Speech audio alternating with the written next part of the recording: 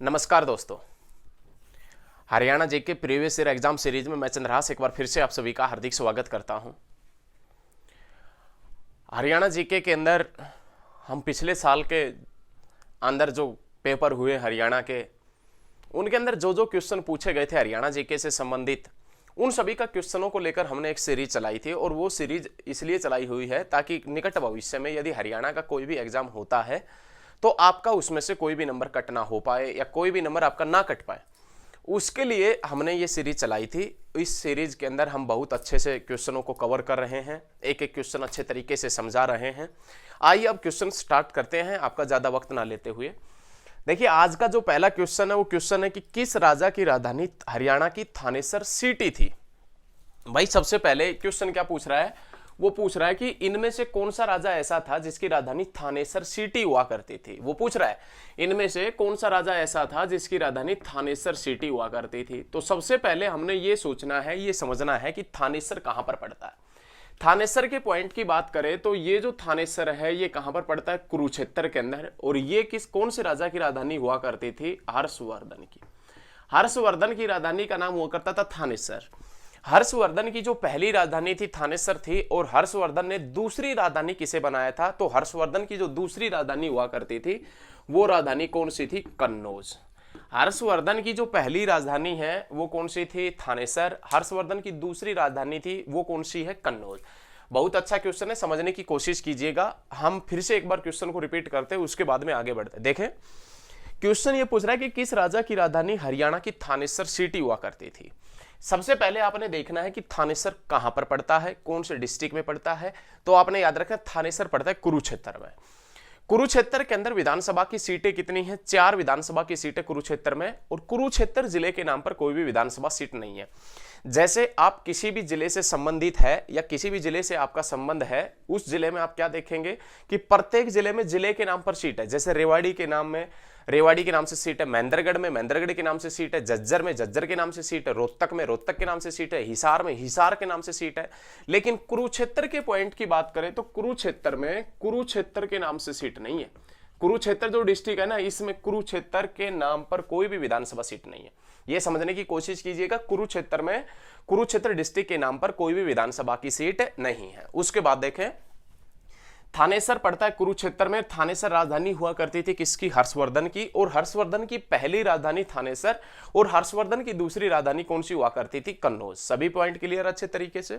उसके बाद में देखें, हर्षवर्धन कौन से वंश से संबंधित था। हर्षवर्धन जो है वो कौन से वंश से संबंधित था, तो आपने याद रखना है वर्धन वंश से। हर्षवर्धन कौन से वंश से संबंधित था, वर्धन वंश से। और वर्धन वंश को पहले किस नाम से जाना जाता था, तो आपने याद रखना पुष्यभूति वंश के नाम से। पहले किस नाम से जाना जाता था, पुष्यभूति वंश के नाम से। ये क्वेश्चन एचएसएससी पूछ चुका एग्जाम में। ये क्वेश्चन एचएसएससी ने पूछ लिया एग्जाम के अंदर।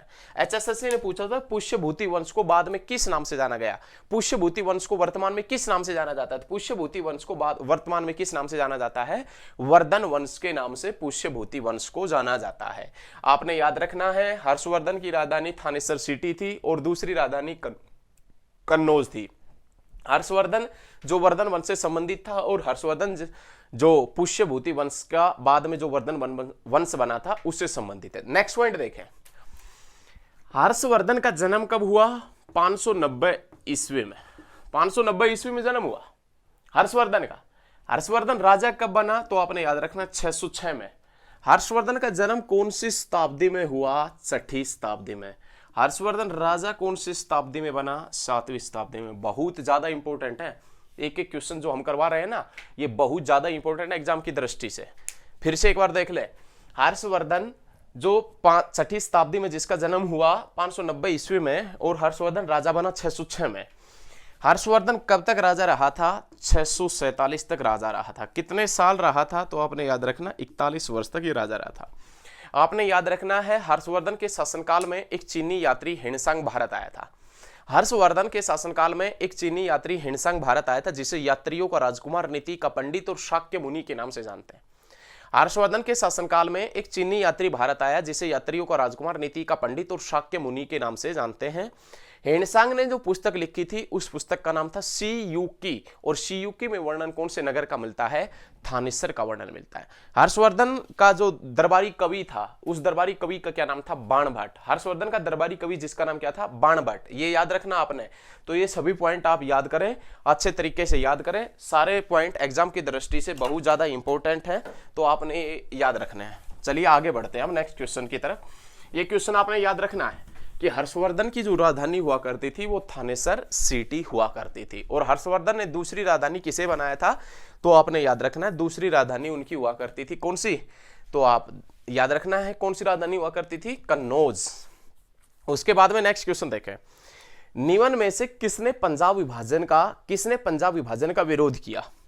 निम्न में से, यदि ऐसा क्वेश्चन कभी भी भविष्य में आपसे पूछता है एग्जाम के अंदर कि निम्न में से किसने, तो हमने सबसे पहले आंसर देखने पड़ेंगे, ऑप्शन देखने पड़ेंगे, ऑप्शन के ऊपर कार्य करना पड़ेगा। तो ऑप्शन देखें, निम्न में से किसने पंजाब विभाजन का विरोध किया था? ऐसी कौन सी महासभा थी या कौन सा ऐसा दल था जिसने पंजाब विधानसभा का विरोध किया था? तो देखें, आर्य समाज, हिंदू महासभा, जनसंघ पार्टी, या ये सभी। फिर से एक बार ऑप्शन देख लें। क्वेश्चन देखें, निम्न में से किसने पंजाब विभाजन का विरोध किया था? आर्य समाज, हिंदू महासभा, जनसंघ पार्टी, या ये सभी? तो याद रखिएगा इन सभी ने पंजाब विभाजन का विरोध किया था। ये याद रखना आपने, इन सभी ने पंजाब विभाजन का विरोध किया था। नेक्स्ट क्वेश्चन, सोनू निगम का संबंध किस जिले से? आपने देखा होगा सोनू निगम जो गायक है बॉलीवुड के अंदर, सोनू निगम, और एक वर्तमान में है सोनू सूद, नहीं सभी जानते होंगे, ये सोनू निगम है। देखिए सोनू निगम, सोनू के आगे से यदि सोनू हटा दे और इसके आगे नगर लगा दे तो क्या हो जाएगा? नगर निगम। तो हरियाणा के अंदर टोटल जो नगर निगम है वो कितने हैं? हरियाणा के अंदर टोटल नगर निगम की संख्या यदि देखें तो हरियाणा के अंदर टोटल 10 नगर निगम है। ये एचएसएससी ने कलर के एग्जाम में पूछा था कि हरियाणा में कितने नगर निगम है, तो किसी के माइंड की ये क्षमता थी कि हरियाणा के अंदर 9 नगर निगम है, वो बिल्कुल गलत है, क्योंकि एचएसएससी ने भी कितने नगर निगम माने हैं? 10 नगर निगम माने हैं। और हमने या आपको, हम और आप सभी एचएसएससी के अकॉर्डिंग ही चलते हैं। तो हरियाणा के अंदर नगर निगम कितने हैं? 10 नगर निगम। हरियाणा का अंत में, हरियाणा का सबसे बाद में जो नगर निगम बना था वो कौन सा था? सोनीपत। और एजुकेशन सिटी के नाम से किसे जानते हैं? सोनीपत। लेकिन एजुकेशन हब के नाम से किसे जाना जाता है? रोहतक को एजुकेशन हब के नाम से जानते हैं। देखिए नेक्स्ट क्वेश्चन देखिए प्यारे स्टूडेंट, सोनू निगम का संबंध कहां से है? वो पूछ रहा है कि आपसे सोनू निगम जो है उनका संबंध कहां से है? तो आपने याद रखना सोनू निगम का जो संबंध है वो फरीदाबाद से। सोनू निगम कहां से है? फरीदाबाद से। और फरीदाबाद जो है ये बाबा फरीद के नाम पर या शेख फरीद के नाम पर बसाया गया शहर है। फरीदाबाद बाबा फरीद या किसके नाम पर बसाया गया शहर है? शेख फरीद के नाम पर बसाया गया शहर है। तो आपने याद रखना हरियाणा का क्षेत्रफल के अकॉर्डिंग सबसे छोटा डिस्ट्रिक्ट कौन सा है? फरीदाबाद। लेकिन सबसे ज्यादा जनसंख्या कौन से डिस्ट्रिक्ट की है? फरीदाबाद।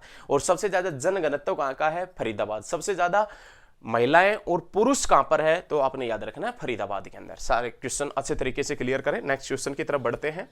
नेक्स्ट क्वेश्चन देखें, उर्दू के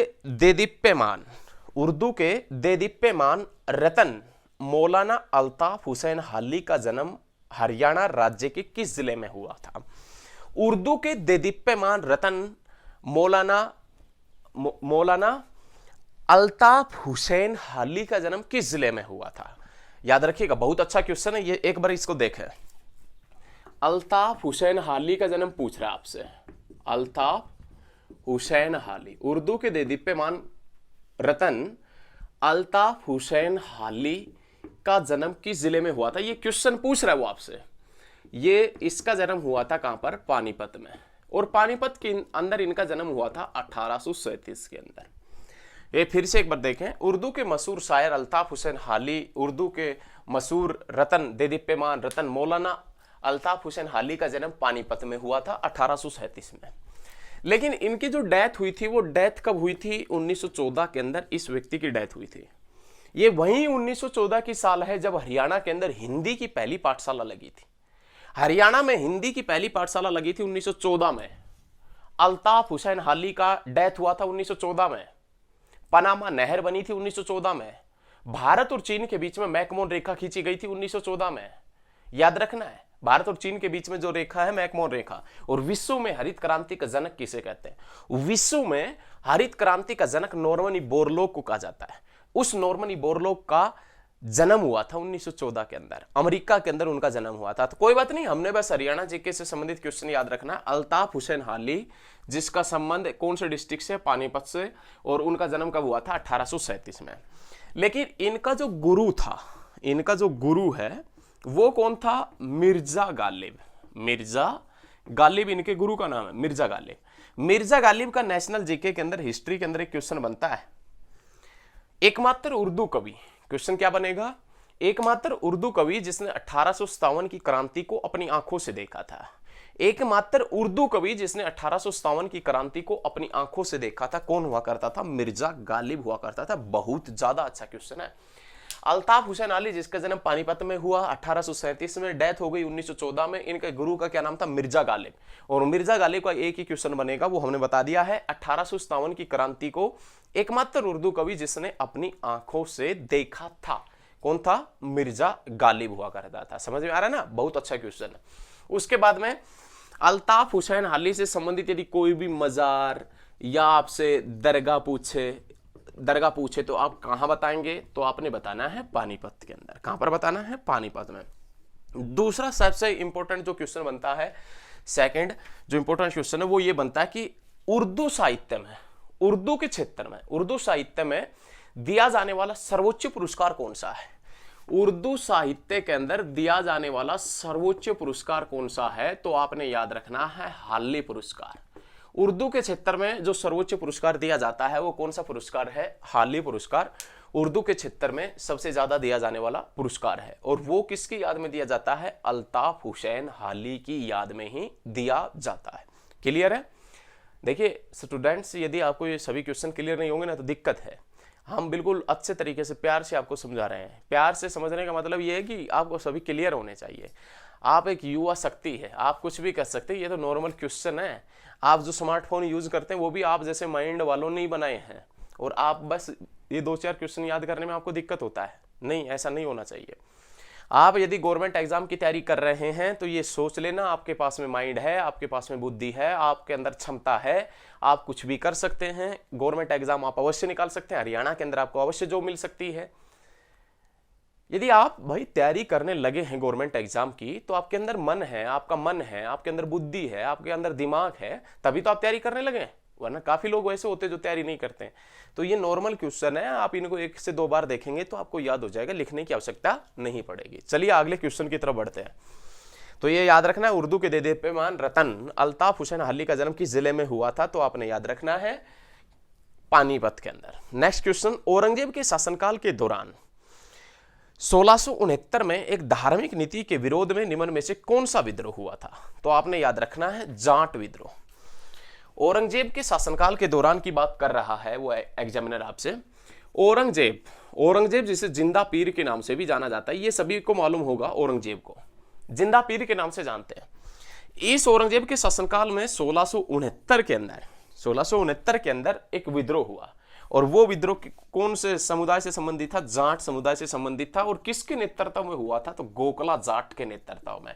किसके नेतृत्व में? गोकला जाट के नेतृत्व में औरंगजेब के शासनकाल में एक विद्रोह हुआ था, जो कब हुआ था? 1669 ईस्वी के अंदर। देखिए क्वेश्चन बहुत अच्छा है, और क्वेश्चन आपको याद करने पड़ेंगे, और क्वेश्चनों को आप समझने की कोशिश कीजिएगा। क्वेश्चन क्या पूछ रहा है एग्जामिनर, उसकी आप लैंग्वेज पढ़िएगा, आप उसकी भाषा पढ़िएगा, क्या एग्जाम आपसे क्या पूछना चाहता है। देखें नेक्स्ट क्वेश्चन देखें। तो ये आपने याद रखना, औरंगजेब के शासनकाल में 1669 में एक धार्मिक नीति के विरोध में एक विद्रोह हुआ, और जिसका नाम क्या था? जाट विद्रोह। और ये जाट विद्रोह कब हुआ था? तो आपने ये भी याद रखना है 1669 के अंदर। ये क्वेश्चन बहुत अच्छा है। उसके बाद में राजस्थान पंचायत चुनाव लड़ने वाले उम्मीदवारों के लिए न्यूनतम शिक्षा अनिवार्य करने वाला प्रथम राज्य था, लेकिन द्वितीय राज्य कौन सा बना? क्वेश्चन देखिए, क्वेश्चन क्या पूछ रहा है, क्वेश्चन को समझे आप। ये पूछ रहा है कि पंचायत चुनाव में सबसे पहले जो अनिवार्यता, जो शिक्षा से संबंधित अनिवार्यता दर्ज की गई थी वो राजस्थान में की गई थी, लेकिन उसके बाद में दूसरा राज्य कौन सा बना था जिसमें ये कहा गया था कि जो सरपंच और सरपंच ये 10+2 होने चाहिए, 10 तो इसके पास में होनी चाहिए, तो ये ऐसा करने वाला दूसरा स्टेट कौन सा था? तो आपने याद रखना हरियाणा। पहला कौन सा हुआ करता था? तो पहला हुआ करता था राजस्थान, और सेकंड कौन सा है? तो आपने याद रखना है हरियाणा। हरियाणा के नहीं दिख रहा, कोई बात नहीं, थोड़ा सा नीचे कर देते हैं। राजस्थान एंड हरियाणा ये दो हैं। सबसे पहले जो अनिवार्यता दर्ज की गई थी वो कहां पर की गई थी? पंच और सरपंचों के लिए राजस्थान में, और उसके बाद में हरियाणा के अंदर। वो राजस्थान में इसीलिए किया गया था क्योंकि राजस्थान में जो सरपंची वगैरह है उनके चुनाव पहले हुए थे, वरना हरियाणा के अंदर पहले होते तो क्या पता हरियाणा में भी पहले हो जाता। लेकिन कोई बात नहीं, राजस्थान फर्स्ट आएगा और हरियाणा सेकंड नंबर पे आएगा। फिर से एक बार समझने की कोशिश कीजिएगा, हरियाणा के साथ में कितने राज्य ऐसे हैं जो चारों तरफ सीमा रेखा बनाते हैं? हरियाणा के साथ में कितने राज्य ऐसे हैं जो चारों तरफ सीमा रेखा बनाते हैं? तो आपने आंसर देना 5 राज्य। 5 राज्य ऐसे हैं जो हरियाणा के चारों तरफ सीमा रेखा का कार्य करते हैं, और सबसे लंबी जो सीमा रेखा बनाता है वो कौन सा बनाता है? राजस्थान बनाता है। कौन सा बनाता है? राजस्थान। और राजस्थान के साथ में हरियाणा के कितने जिले लगते हैं? 7 जिले लगते हैं। देखें हरियाणा के साथ में कितने राज्य हैं जो चारों तरफ सीमा रेखा बनाते हैं? तो आपने याद रखना 5 राज्य। लेकिन सबसे लंबी जो सीमा रेखा बनाता है वो राजस्थान बनाता है, और राजस्थान कितने 1262 के समथिंग है। कितने किलोमीटर, यदि आपसे पूछे ना कितने किलोमीटर लंबी सीमा रेखा बनाता है, तो आपने आंसर देना है 1262 के समथिंग है, और हम कंफर्म भी बता देंगे आपको। लेकिन राजस्थान के साथ में हरियाणा के कितने जिले स्पर्श करते हैं, कितने जिले लगते हैं? तो आपने याद रखना है 7 जिले लगते हैं। और हरियाणा का जो हृदय है, हार्ट ऑफ हरियाणा, हरियाणा का हृदय किसे कहते हैं? जींद को। और जींद के साथ में जिले कितने लगते हैं? 7 ही जिले लगते हैं। याद रखिएगा, हार्ट ऑफ हरियाणा के नाम से जानते हैं किसे? जींद को। और जींद के साथ में जिले भी कितने लगते हैं? 7 जिले लगते हैं। तो ये आपने याद रखना है। राजस्थान पंचायत चुनाव लड़ने वाले उम्मीदवारों के लिए न्यूनतम शिक्षा का अनिवार्य करने वाला प्रथम और द्वितीय राज्य कौन सा रहा है? हरियाणा रहा है। नेक्स्ट क्वेश्चन देखें। नेक्स्ट क्वेश्चन जो है वो है, बनावली किस जिले में स्थित है जहां सिंधु घाटी सभ्यता के साक्ष्य मिले हैं? ये क्वेश्चन ये पूछ रहा है कि ऐसा एक हरियाणा के अंदर एक ऐसा स्थल है जिसका नाम है बनावली, और वो बनावली सिंधु घाटी सभ्यताकालीन स्थल है। लेकिन एग्जामिनर आपसे पूछ रहा है कि वो बनावली कौन से डिस्ट्रिक्ट में पड़ता है। ये क्वेश्चन वो कर रहा है आपसे। वो क्या पूछ रहा है देखें एक बार, देखें। वो कह रहा है कि हरियाणा में एक हड़प्पा कालीन स्थल है जिसका नाम क्या है? बनावली। और ये बनावली जो है, देखिए समझने की कोशिश कीजिएगा, थोड़ा सा ऊपर है लेकिन ये बनावली है। लेकिन ये जो बनावली है ये कौन से डिस्ट्रिक्ट में पड़ता है? फतेहाबाद के अंदर पड़ता है। यही एग्जामिनर आपसे पूछ रहा है। और ये कौन सी घाटी सभ्यताकालीन स्थल है? सिंधु घाटी सभ्यताकालीन स्थल है, हड़प्पा कालीन स्थल है। याद रखिएगा, बनावली जो हड़प्पा कालीन स्थल है, याद रखिएगा, जो के साक्ष्य मातृ देवी की 2 मरण मूर्तियां मिली है। और इस बनावली की जो खोज का कार्य हुआ था वो 1973-74 के अंदर बनावली की खोज का कार्य किसके नेतृत्व में? RS बिष्ट के नेतृत्व में। याद रखिएगा, हरियाणा में हड़प्पा कालीन स्थल बनावली जो है वो फतेहाबाद में पड़ता है, और फतेहाबाद के अंदर जो बनावली स्थल है वो सिंधु घाटी सभ्यताकालीन स्थल है। लेकिन बनावली की खोज 1973-74 में RS बिष्ट के नेतृत्व में हुई थी। बैलगाड़ियों के पहियों के निशान, मातृ देवी की 2 मरण मूर्तियां और जो के साक्ष्य कहां से मिले थे? बनावली से मिले थे। बहुत अच्छा क्वेश्चन है। बैलगाड़ियों के पहियों के निशान, जो के साक्ष्य और मातृ देवी की 2 मरण मूर्तियां कहां से मिली है? बनावली। और बनावली कहां पर पड़ता है? फतेहाबाद में पड़ता है। बहुत अच्छे। चलिए नेक्स्ट क्वेश्चन की तरफ बढ़ते हैं। नेक्स्ट क्वेश्चन है, मारुति कार निर्माण कारखाना किस जिले में है?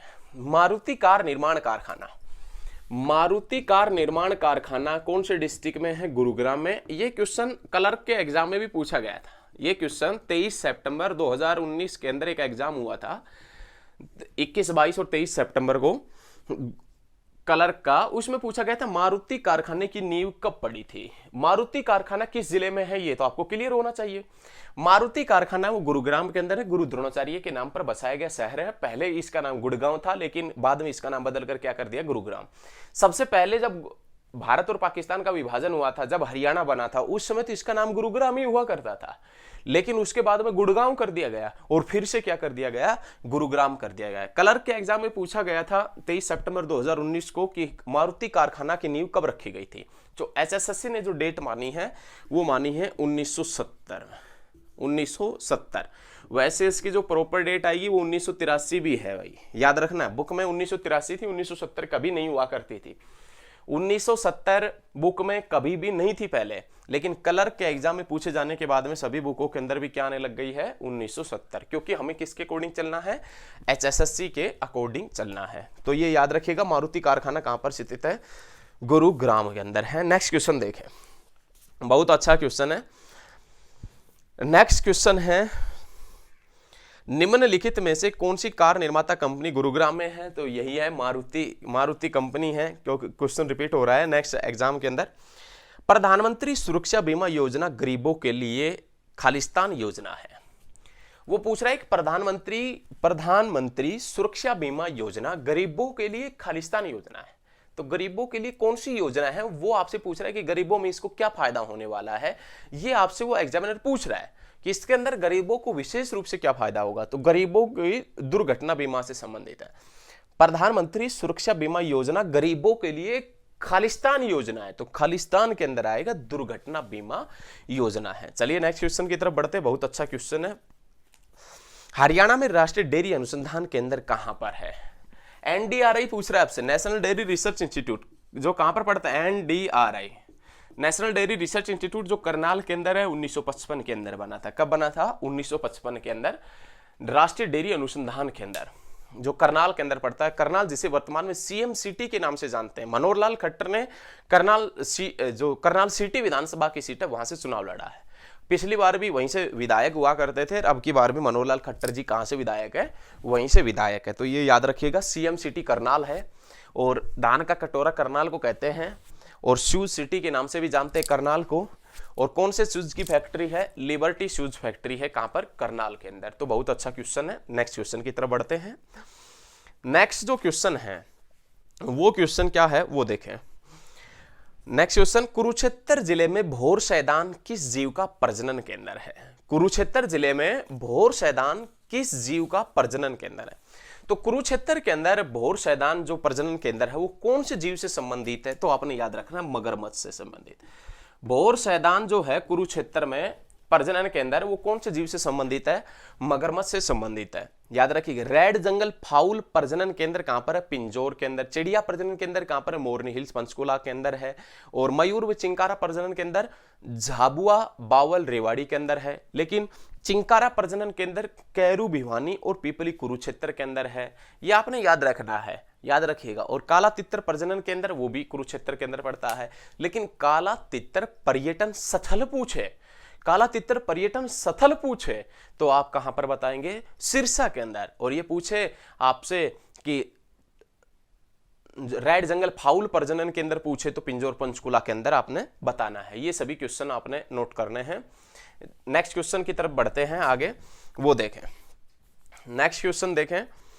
नेक्स्ट जो क्वेश्चन है वो है, हरियाणा में राजा जनमेजय का संबंध किस नगर से। आपने नाम सुना होगा, आपने पढ़ा भी होगा, नहीं पढ़ा है तो हमारी हरियाणा जी के सीरीज आप अवश्य पढ़ें, उसमें हमने प्रत्येक डिस्ट्रिक्ट के अकॉर्डिंग करवाया है। जो डिस्ट्रिक्ट है उसके सभी डिस्ट्रिक्ट अलग अलग तरीके से करवाए हैं, और डिस्ट्रिक्टों के अलावा जो भी टॉपिक बनते हैं उन टॉपिकों के ऊपर भी हमने वीडियो बना रखी है, वो आप हरियाणा जीके के अंदर जाकर देख लें। ये क्वेश्चन पूछ रहा है कि राजा जनमेजय का संबंध, जनमेजय, राजा जनमेजय का संबंध हरियाणा में कहां से है, तो आपने याद रखना सफीदों से। और सफीदो कहां पर पड़ता है, जींद के अंदर पड़ता है। और सफीदो जिसका पुराना क्या नाम है, सर्पदमन, ये सफीदो का पुराना नाम है। एक बार फिर से कोशिश कीजिए, राजा जनमेजय जिसका संबंध कहां से, सफीदो से। सफीदो कहां पर पड़ता है, जींद के अंदर पड़ता है। कहां पर पड़ता है, जींद में। और सफीदो जिसका दूसरा नाम क्या है, तो याद रखिएगा सर्पदमन। राजा जनमेजय के पिता, राजा जनमेजय के पिता हुआ करते थे, और उसके पिता को सांप ने काट लिया था। राजा जनमेजय के एक पिता थे और उसके पिता को सांप ने काट लिया था। तो सांपों से बदला लेने के लिए राजा जनमेजय ने एक सर्प दमन यज्ञ किया था। एक सर्प दमन यज्ञ किया था। सफीदों के अंदर एक यज्ञ का आयोजन किया गया, बहुत बड़े यज्ञ का, और आसपास के इलाके में घोषणा कर दी गई कि जिस भी व्यक्ति को सांप दिखे उसको तुरंत पकड़ कर लेकर आओ। तो सांप पकड़ कर लेकर आए गए और सांपों की भाई साहब इस यज्ञ के अंदर आहुति दी गई थी। उसके बाद में इस स्थान का नाम क्या पड़ गया था? सर्प दमन पड़ गया था। सर्प दमन को वर्तमान में किस नाम से जानते हैं? सफीदो। और सफीदो कहां पर पड़ता है? जींद डिस्ट्रिक्ट के अंदर पड़ता है। तो ये आपने याद रखना है। और आपसे पूछे कि जींद कब बना था, तो आपने बता देना है 1 नवंबर 1966 को कौन सा डिस्ट्रिक्ट बना था? जींद। जब हरियाणा था उस समय हरियाणा में 7 डिस्ट्रिक्ट थे और 7 डिस्ट्रिक्ट के साथ साथ में कौन सा भी हुआ करता था? जींद भी हुआ करता था। बहुत अच्छे क्वेश्चन है, बहुत अच्छे, लगातार बने रहिए। नेक्स्ट क्वेश्चन क्या पूछ रहा है? बुनकरों के शहर के नाम से किसे जानते हैं? पानीपत को। बुनकरों का जो शहर है वो किसे जानते हैं? पानीपत। हरियाणा में बुनकर नगरी के नाम से किसे जाना जाता है? पानीपत को बुनकर नगरी के नाम से जानते हैं। बुनकर नगरी के नाम से जानते किसको? पानीपत को जानते हैं। बहुत अच्छे, लगातार देखते रहिए हमारी वीडियो, क्योंकि भारतीय थल सेना के 75% कंबल बनते कहां से? पानीपत से। तो आज के लिए इतना ही, मिलते हैं बहुत जल्द नेक्स्ट वीडियो में। धन्यवाद। यदि वीडियो अच्छी लगती है तो ज्यादा से ज्यादा शेयर अवश्य करें।